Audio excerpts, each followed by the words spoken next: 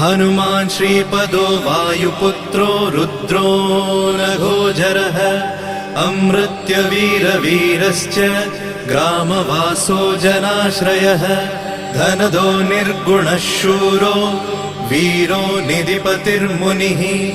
पिङ्गाक्षो वरदो वाग्मी सीताशोकविनाशकः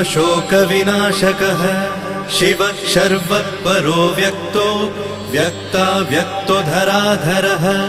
पिङ्गकेशः पिङ्गरोमा श्रुतिगम्यः सनातनः अनादिर्भगवान् देवो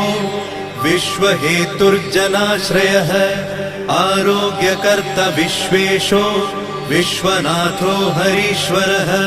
भर्गो रामो रामभक्तः कल्याणप्रकृतिस्थिरः विश्वम्भरो विश्वमूर्तिर्